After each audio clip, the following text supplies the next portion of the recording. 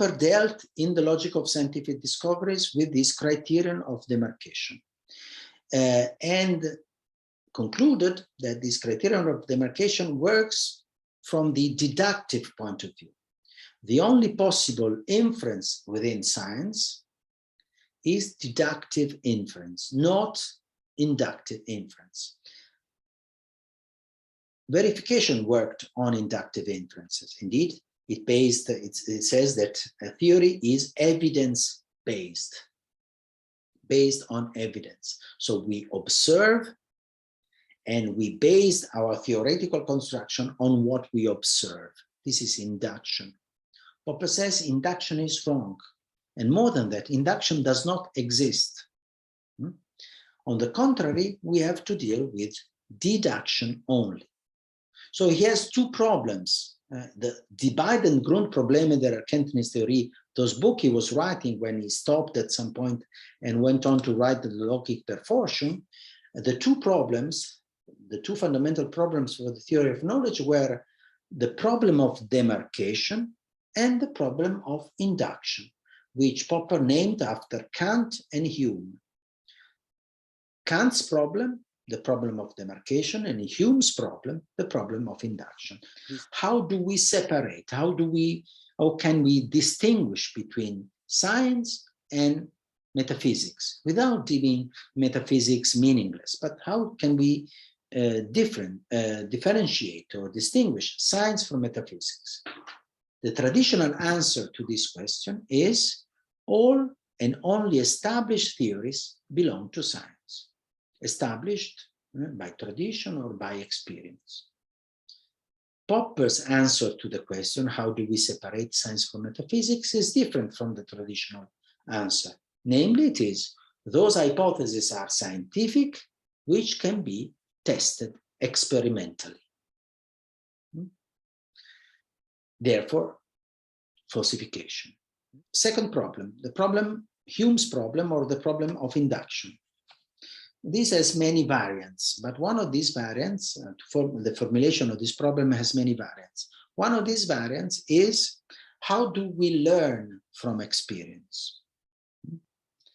Inductivists say we look at experience, we observe, and then we draw, we infer from these observations some theoretical conclusions, some theory. So how do we learn from experience? Traditional answer, experience leads to the adherence to established theories. Popper's answer, we learn. How do we learn from experience? Popper's answer, as opposed to the traditional answer, is we learn from experience by overthrowing a theory with the help of that experience. Contrary to what is often said, even by many scientists, at least from Popper's point of view, science is not evidence-based. Science is tested against evidence. And again, it's not simply a matter of seeing the same coin from one of its two faces. It's a different thing. Let me read a couple of sentences from Popper's Logic of Scientific Discovery,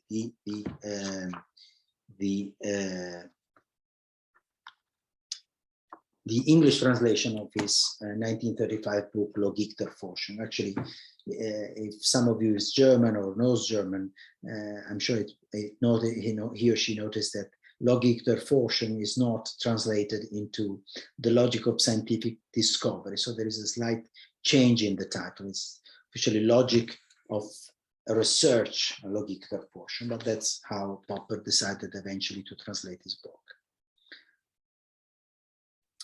He says, the criterion of demarcation inherent in inductive logic is equivalent to the requirement that all the statements of empirical science, all meaningful statements, must be capable of being finally decided with respect to their truth and falsity. We shall say that they must be conclusively decidable. Now, in my view, there is no such thing as induction. Thus, inference to theories from singular statements which are verified by experience, whatever this means, is logically inadmissible. Theories are therefore never empirically verifiable. If we wish to avoid the positivist mistake of eliminating by our criterion of demarcation the theoretical systems of natural science, then we must choose a criterion which allows us to admit to the domain of empirical science even statements which cannot be verified. But I shall certainly admit a system of as empirical or scientific only if it is capable of being tested by experience. In other words, I shall not require of a scientific system that it shall be capable of being singled out once and for all in a positive sense, but I shall require that its logical form shall be such that there can be singled out by means of empirical tests in a negative sense. It must be possible for an empirical scientific system to be refuted by experience.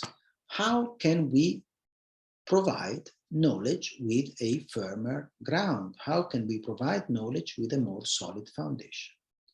Popper says, there is no need to do that. For the first time in Western philosophical thought, a philosopher clearly says that knowledge, our best form of knowledge, namely scientific knowledge, in order to be reliable, in order to allow us to build planes, to build, all sorts of electronic devices which impact on our lives so much. In order to do all this, the theoretical ideas upon which all our devices or our planes or our spaceships or whatever are based needs not to be founded on solid grounds. It is always and will always remain a conjecture, a very good conjecture, a conjecture that had passed possibly several tests, but it will always remain a conjecture. We will never be able to turn that conjecture into a true, once and for all statement or theory. Take, for example, what happened in the pandemic we are still living, actually. Take what was the reactions by large chunks of the population, still a minority, but not an insignificant minority, luckily. Luckily, it was a minority, but unfortunately, it was not an insignificant minority. What was the reactions to measures of social distancing or to vaccines, or to virologists reacting to the pandemic at first by saying something and maybe changing their minds 1 month later or 2 months later or maybe just a couple of weeks later. A large chunks of the population reacted to that by concluding that they did not know what they were talking about. Science and scientists were unable to tell us anything really about the pandemic, about what was going on. Hence, the reaction, we shouldn't do what they advise us to do. I believe that this is a misunderstanding of the nature and functioning of the scientific enterprise. And these misunderstandings plunges its roots, so to say, is based on a misunderstanding of what science is. Because in general language, in popular language, we can hear it nearly every day. We've been hearing that during the pandemic on newspapers, online, on television, and paper newspapers. The word scientific is always taken to be a synonym of true, a synonym of, if I say that something is scientific, that that something is true once and for all. There is no question about it. It will never change. It cannot be improved because it's already true.